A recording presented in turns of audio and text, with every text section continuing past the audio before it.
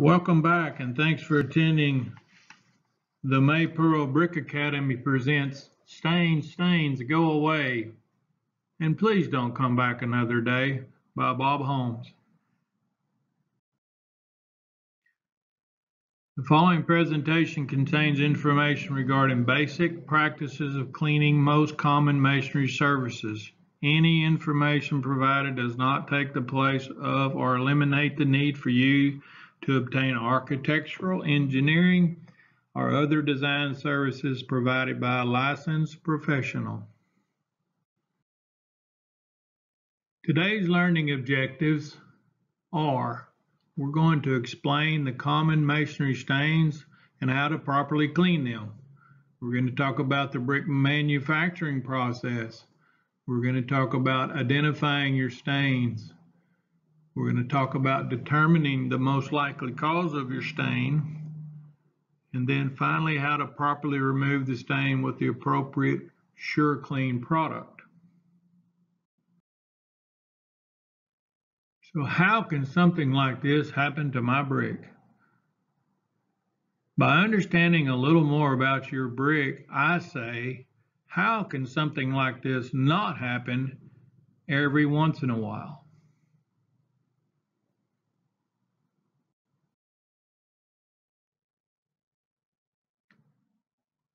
Clay brick is made out of clay. Clay is a finely grained natural rock or soil material that combines one or more clay minerals with possible traces of quartz, metal oxides, and organic matter. So this digger is digging up your clay, which is going to turn into your brick. Over the years, brick plants have changed quite drastically, but the brick still starts as raw clay. The technology has changed. The clay, however, is still supplied by Mother Nature. The brick is still mined from the ground, formed and fired. Brick manufacturers have gotten more efficient as the demand for beautiful brick has increased. So let's go over two things that are important when trying to determine the reason you may be seeing a stain of some sort on your brick. First question to ask is, did the stain show up soon after completion of the project? If yes, then you are most likely dealing with a term common in the brick industry, the new building bloom. If the staining appeared post-construction, then you may be dealing with a construction issue that is allowing excessive moisture intrusion in your wall. We will discuss both in the next slides.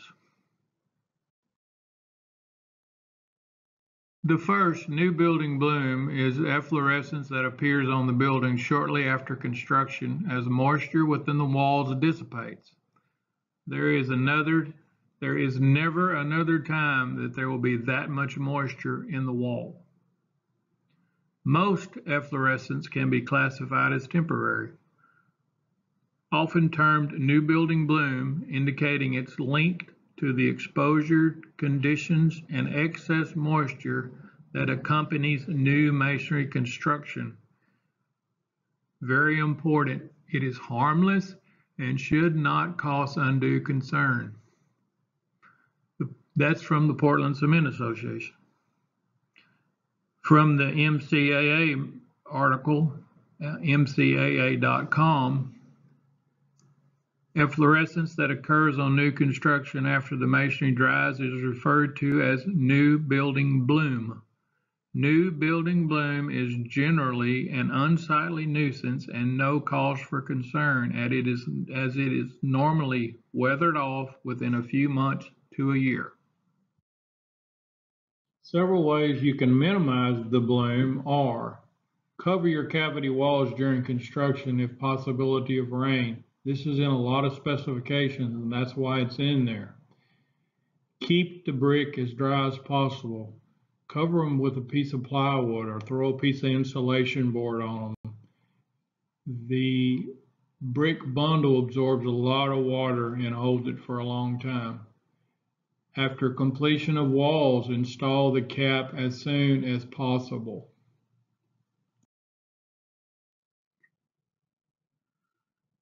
Other than new building bloom, post-construction stains still may occur.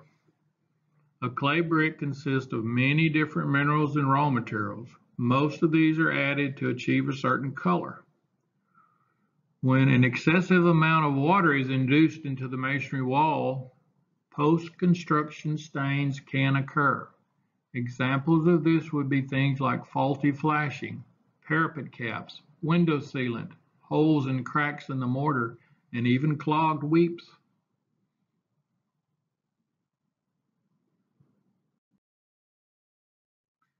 The first stain we're going to talk about is one of the most common. It was mentioned earlier in the new building bloom. Efflorescence. It's a big old word.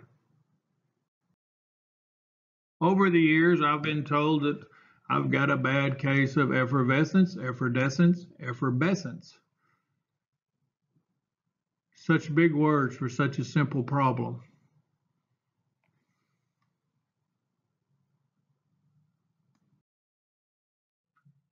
Efflorescence is a water-soluble white powder salt that occurs on the brick face after moisture evacuates the wall. As you can see there, it's powdery white. If you can wipe it off on your finger, it's probably going to come off the next rain shower. So, technical description: loose powdery surface salt deposit that disappears when wet and may reappear as the wall dries out.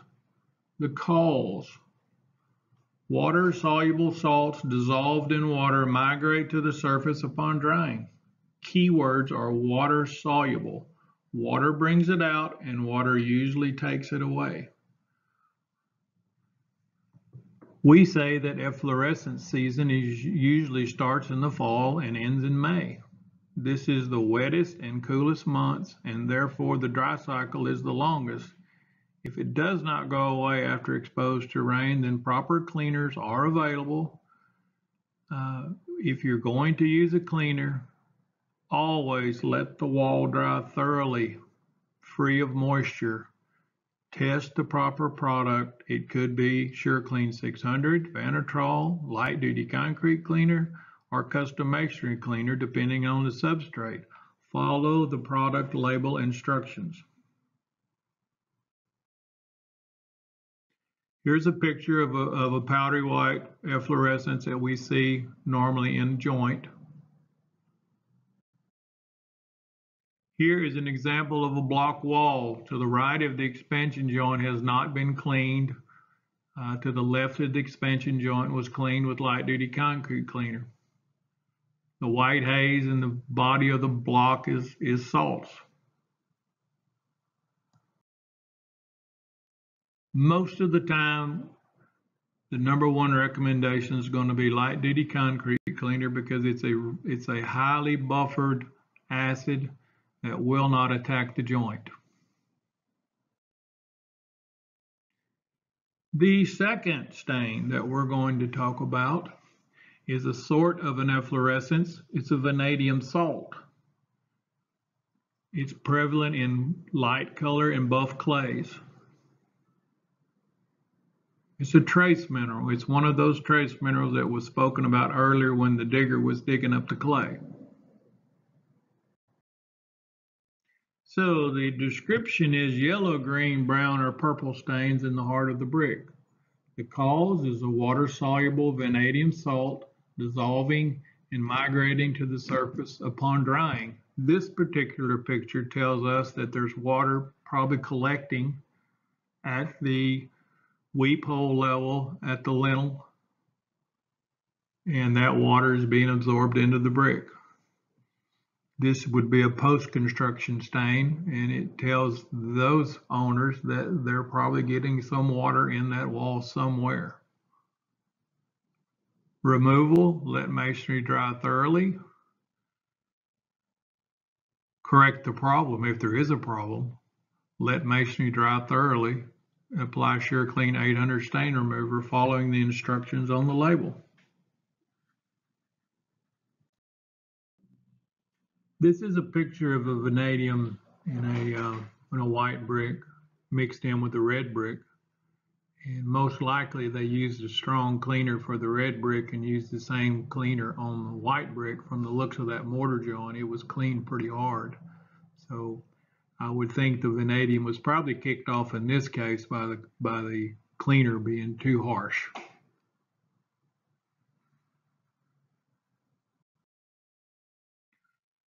Acid burn. Acid burn is pretty common also in those dry, hot months because the products tend to get away from the masons. Acid burn. Uneven yellow or gold stain on brick face or in the joints. Stained areas may also exhibit severe etching of the joints. Cause. Obviously, cleaning with muriatic acid is one, or a harsh, low-buffered proprietary cleaner. Not properly pre-wetting or thoroughly rinsing the substrate can also contribute. Any impurities in the acid or the acid-based cleaners may be absorbed by the masonry. That's what you're seeing in the yellow stain. Soluble and insoluble salts may be mobilized to create stains. The removal on acid burn is, depending on your substrate, 800 stain remover, light duty concrete cleaner, or custom masonry cleaner.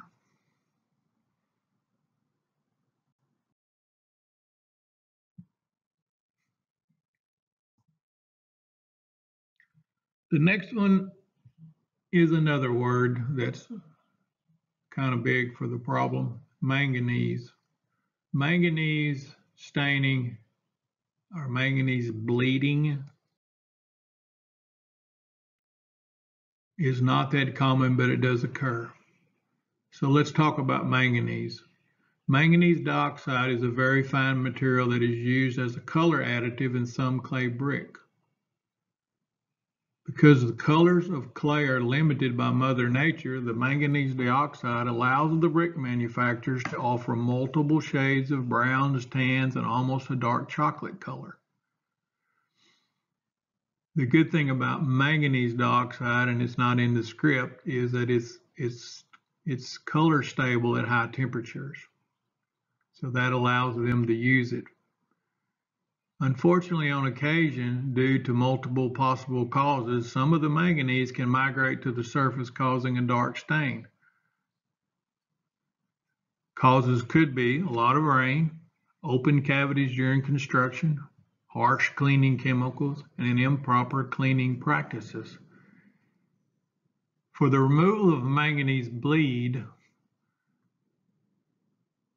SureClean 800 stain remover is one option, or Proseco has a two-part mix of reclaim activator and limestone and masonry afterwash that also works effectively.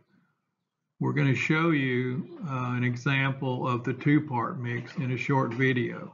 And as you can see by the picture to the right, this is a real fine black material. This is what the bleed will look like, bleeding out of the bottom of that brick into the mortar joint. It does get heavy enough sometimes to see it in the face of the brick, but normally it'll bleed down across the joint and in some cases across the face of the brick.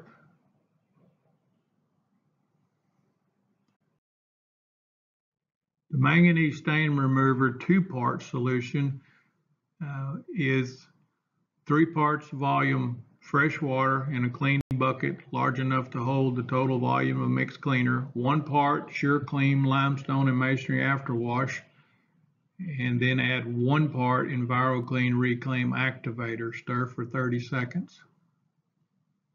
This technical bulletin is available on request.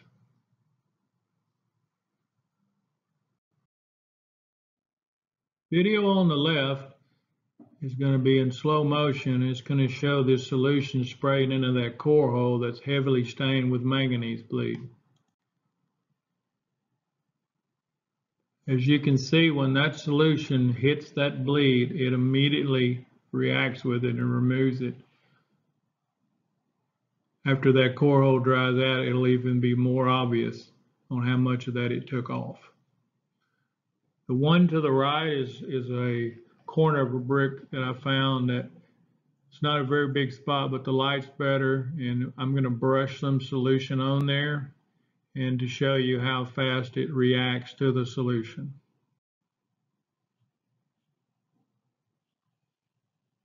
Might want to use a bigger brush if you've got a pretty good sized job. But as you can see, the minute it hits it, it's almost instantaneous. It reacts with the manganese bleed and removes it. This is the picture that the title of the presentation was over the top of. I decided to go back in and revisit it. This is the worst case of manganese bleed I've ever seen in 27 years. This area in the middle was cleaned with the two-part solution that we just watched the video on. So in this case, it's pretty bad. It's pretty heavy. Metallic stain remover for brick 800 stain remover is one of the options. Next one we're going to talk about is white scum.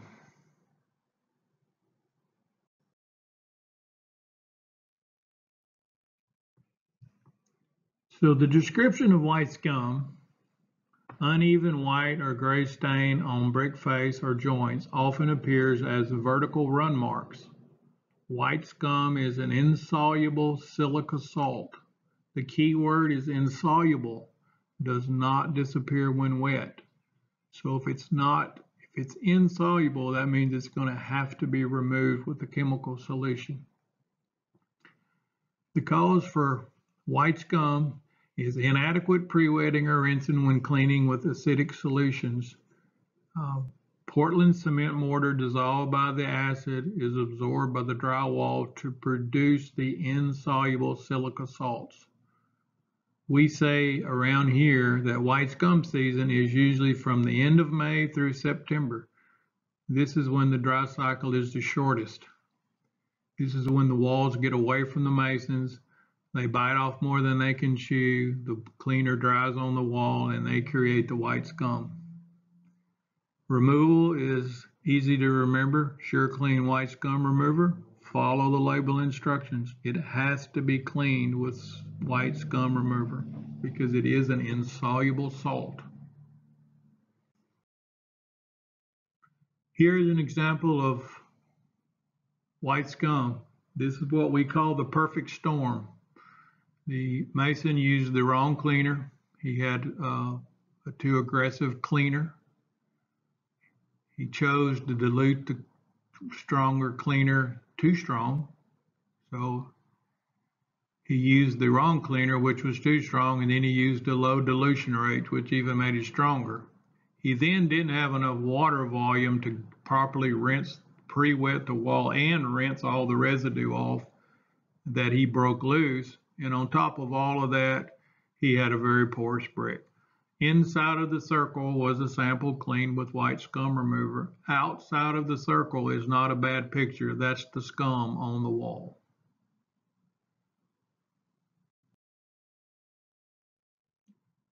The label says it all: insoluble salt remover.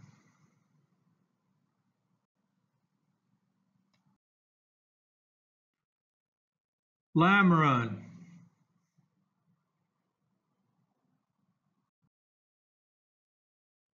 Lime Run is a hard white or gray surface crust concentrated along a mortar joint or running down a hole or a crack between the brick and mortar joints. Lime Run is a calcium carbonate stain and will not dissolve in water like efflorescence. Does not disappear when wet. The cause for Lime Run: water deposited or collected in the wall during construction or as a result of inadequate waterproofing dissolves the calcium compounds. Over a period of time, the water migrates to cracks or small openings in the wall surface, migrates from behind it. The dissolved calcium reacts with the atmosphere and crystallizes to produce a hard calcium carbonate crust on the masonry surface. Basically, your wall has sprung a weep hole. So this picture to the right, usually you can see at the top of the lime run, there's always going to be a crack or something that's allowing that water to come down the back of that wall, and it's weeping out the front of your wall, bringing the calcium carbonate. So the removal on this, carefully remove as much of the crust as possible using mechanical methods. A piece of brick, anything to shatter. I've seen it so thick that, and we'll show you some pictures of how thick it can build up. And then you can use SureClean custom masonry cleaner or heavy duty concrete cleaner for removal. Repeated applications may be required, just depends on how thick it is. This particular picture to the left is water intrusion through that cast stone cap. And it's bleeding out the front of that column. My guess is that column may be grout filled up about 2 or 3 feet to keep it from falling over, and that's where the lime run is starting. If walls are filled with soupy, wet grout, the water has to go somewhere. So if you're building a single wide concrete wall and you're going to fill it full of soupy grout, you're probably going to create some lime run because that water has to go somewhere. So what happens is water is in the wall, in this case a block wall, and it's probably building up in that cell of the block, and then it weeps out the bottom of the block and then cascades down the face.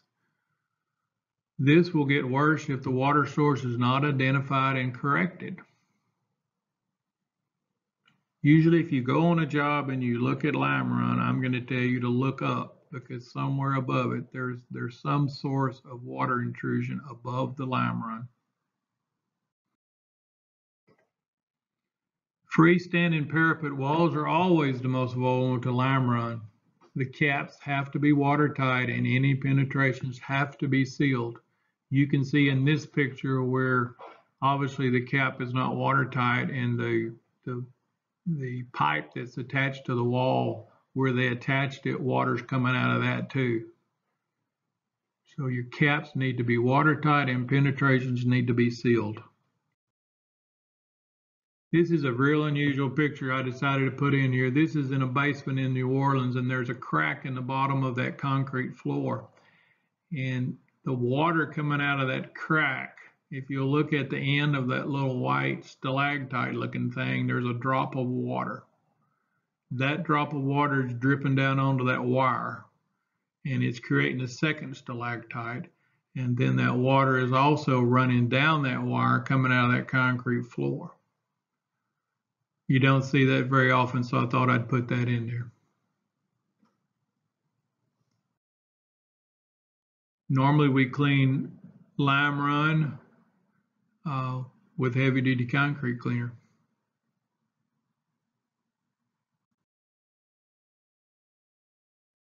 This kind of brings it all around. So the BIA Tech Note 23, and I'm not going to read the whole thing, but it speaks of cleaning brickwork with unbuffered acids. Use cleaning agents and procedures recommended by brick manufacturers to prevent cleaning related stains. So this is BIA Tech Note 23, which kind of sums up everything we've been talking about. So what did we learn? We learned that new building bloom can be a factor on every job. What can you do to minimize the new building bloom? You can cover cavity walls during construction. You can keep brick bundles dry if possible. Lay some plywood or insulation board on top of them. Cap the walls as soon as possible when completed. We don't want water into that cavity for months during construction, because that just slows down the drying process, which increases the chance of you having more bloom. We learned that efflorescence is a water-soluble salt. Don't panic. We learned that acid burn can be minimized by using the correct cleaner and practices. We learned that manganese dioxide is a necessary additive to achieve certain colors and can on occasion bleed. We also learned that white scum is an insoluble salt and is prevalent in the hot and dry times of the year. Biting off more than you can chew when washing is the most common cause. We talked about lime run. It's a sign of water in the wall. It's a calcium carbonate stain and very tough to remove. Locate the water source or it will return. So the big question when talking to people about stains, will this stain come back? The best answer that we give is usually not. When cleaned, using the correct cleaner and following the label instructions. The reason we say this because after completion, your wall is now absorbing less moisture. Your wall now can only wick up water from the face, therefore minimizing the chance of reoccurrence. If stain returns, you need to check your wall for possible sources of moisture intrusion.